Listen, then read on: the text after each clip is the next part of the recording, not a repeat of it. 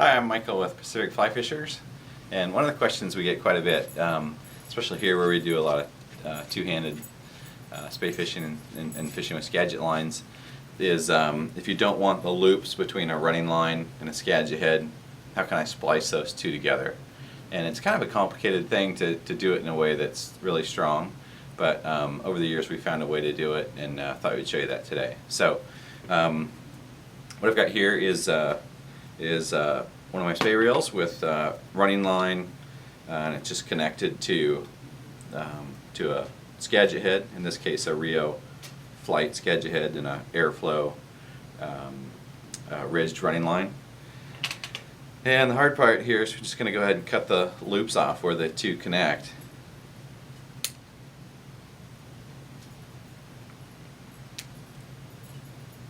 And I can throw that away.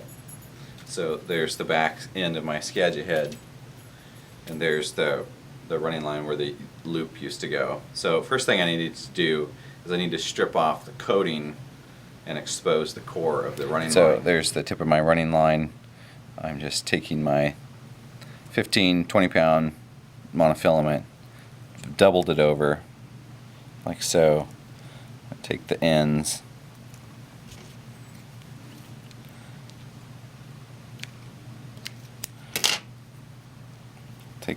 here, stick them through there. See what I'm doing there, so that it kind of grasps onto the fly line like that. So now it's kind of holding on there. Now if I just start to pull, it'll bite through the coating, start to strip it off the core. Okay, so I've got the end of the Skagit head here, the rear end of the Skagit head, and I'm going to use a needle such as this to ram it inside, thread it inside the middle of the core of the fly line, and then poke it out at the end. It's important that you have a needle that has a hole in the tip of it, like this one. This is actually from Tiemco, and unfortunately as a product they don't distribute anymore, but a sewing machine needle will work as long as it's very thin and has the hole at the tip there. So this is going to go inside and then poke out, and where I can expose that hole. Okay.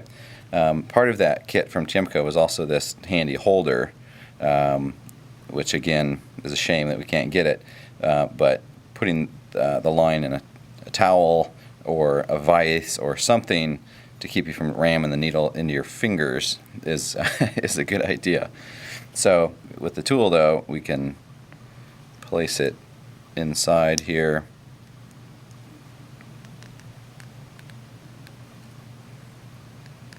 just like that, and it makes it easy to put the needle right down the center of the fly line and get it inside the core.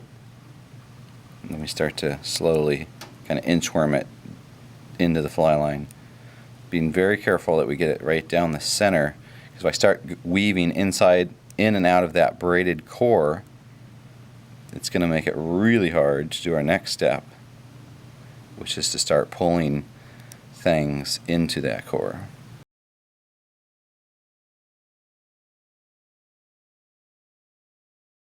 That's about as far as I'm going to get. So at this point now is I'm going to prepare just some tippet material here. So this is very thin. You're probably wondering what I'm doing with this. This is just 4X tippet material. And I've got that sitting here and ready to go. And the reason for that is now I'm going to poke the needle, the tip of the needle, through the fly line.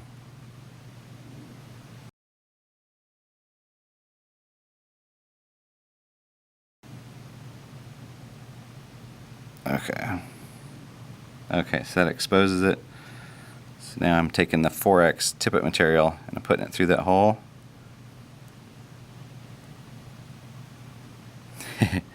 My eyesight is terrible.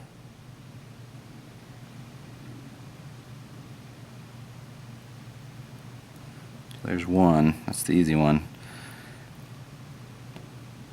Now I'm going to bring the other end in there.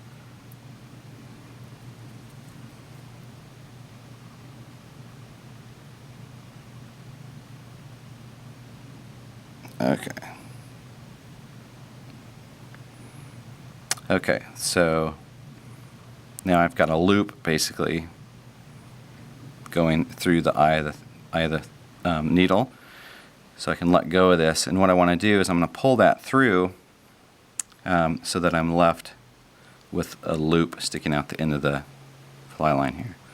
So I'm going to make sure that the loop portion is shorter than the rest of it in the back, so that when I pull it through, it just exposes the loop there. So see how I just have a loop of the 4X tippet sticking out? Okay. So the next trick now is I'm going to take some dental floss.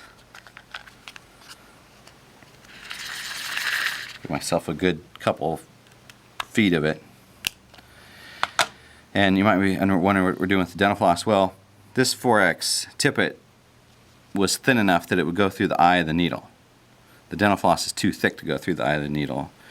But the dental floss has the strength that I need to pull the core of the running line through the core of the head. So if I tried to pull the running line up into here with just this 4X tippet, I'm going to break it. So I need the strength of the dental floss, but I can't use it to get it through the needle. So this helps me get the best of both worlds. Okay, so I put the dental floss through there. Oops, I almost did it wrong.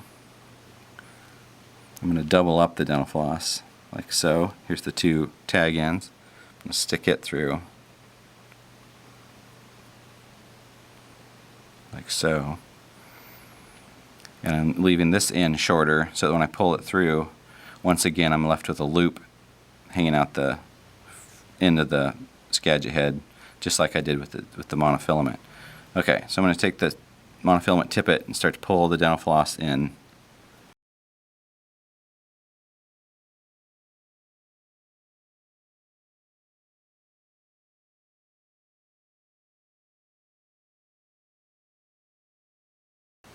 Okay, we can see the dental floss starting to come out now. And I think we got it.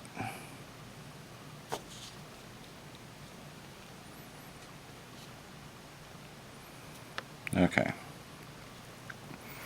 So now you can see I've got just a loop of the dental floss sticking out. Okay, so now I've got this super strong material. I don't know what they make dental floss of, but it's super strong. And now I can take the running line, the exposed core of the running line, then I can put it through our dental floss loop. Okay, and start to pull it through also.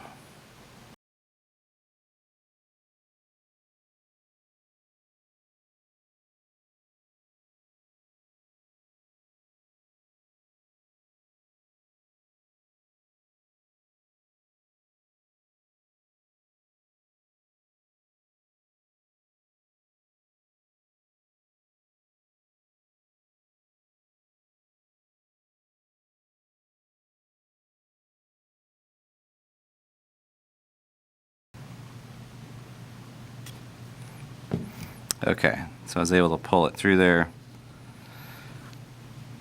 Okay, so this is where we wanted to get to. So now I've got the core finally through the core of the Skagit head, and you can see at this point I could slide that pretty easily like so.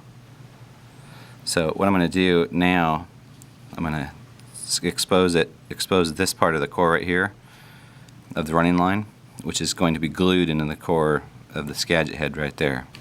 Okay.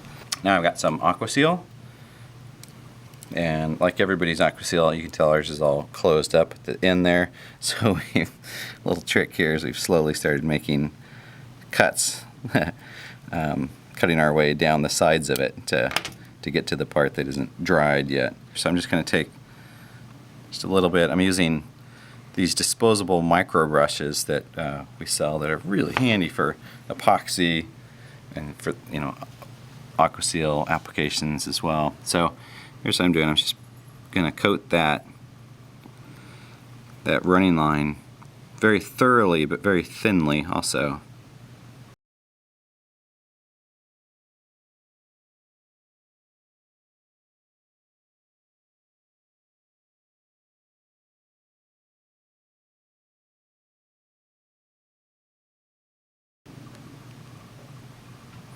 Okay, I think we're looking good.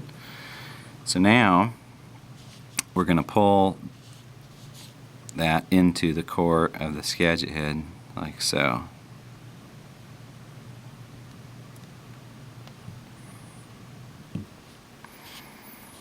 Alright, just like that. Go ahead and get that excess off there.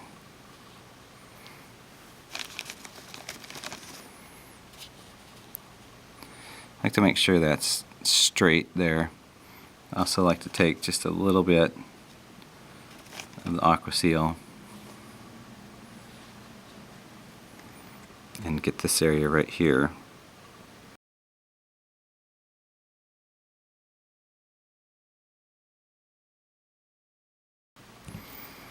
Okay, so we're pretty much done for today, but we're going to come back and make this pretty later on. So what I like to do is take this and I'm going to hang it, and I'm going to keep a little bit of tension on it. Not so much tension that it's going to slide apart, but just enough tension that it's going to dry straight, because I don't want a kink in it. It just looks ugly. So I'll dry it just like that, and we'll come back tomorrow and we'll finish it up, or we'll do the next step basically.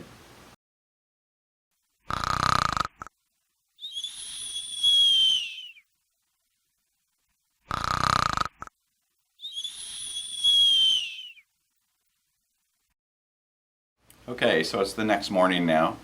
Our splice has had a chance to dry, and we're just going to see how we did. We can see everything's dried nicely, and so next thing we're going to do is cut that core that's sticking out there, cut that away. And line nippers do a good job of that because it gets it nice and flush.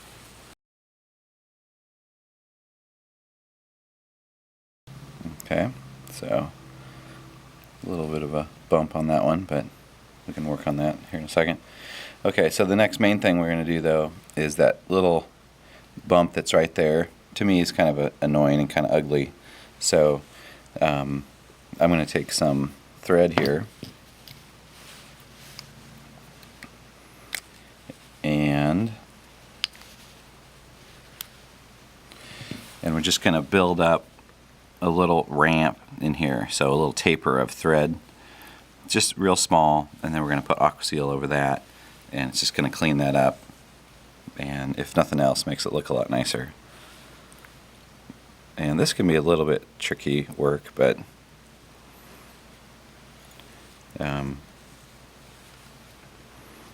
if you're careful, you take your time, it'll end up looking really nice.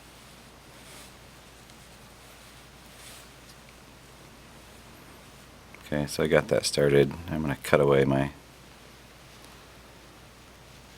excess here.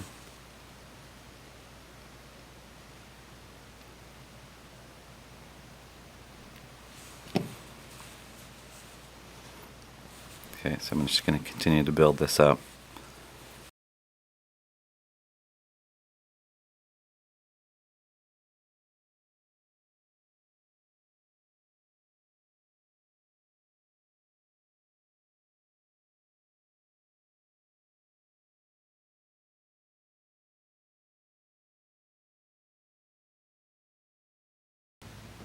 Okay, so I'm getting about done there.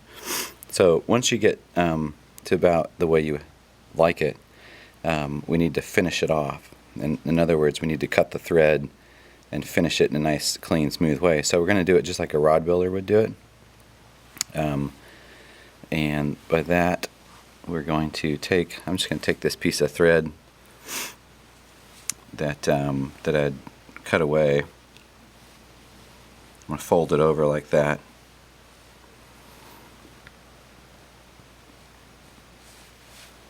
Lay it in there like that. You see that? And I'm going to do my final maybe 4 or 5 wraps over that loop.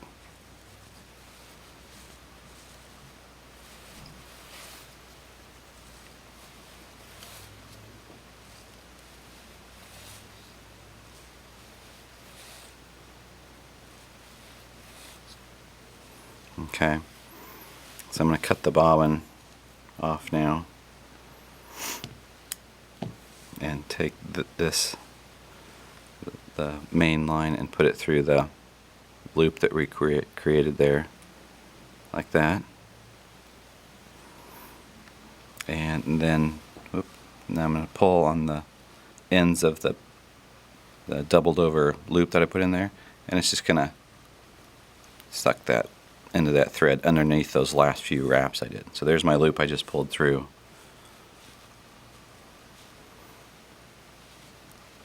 There's the tag end that's now snug underneath those last 4 or 5 wraps.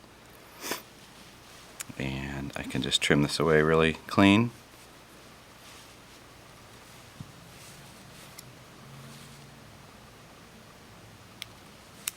And to do that, I pull it tight and cut it, and then it ends up being real flush. Okay, so looks pretty good. Now, the last step of them all is we're going to take a little bit of Aqua Seal and we're just going to cover that up and then let that dry for another night. Okay, so let's go to our handy dandy Aqua Seal here. Got another one of our disposable micro brushes.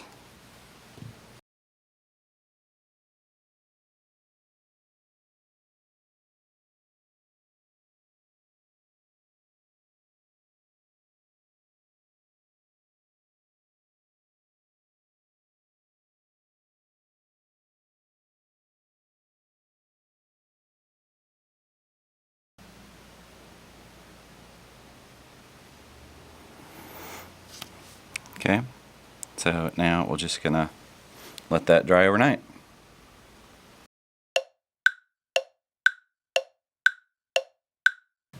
Alright, so it's our third morning, and last night we let the Aqua Seal dry over our thread wraps, and everything looks good.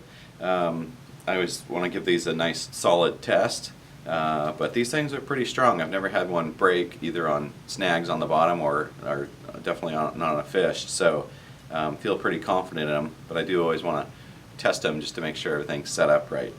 So there you go. Last thing to do is just take it out and fish it.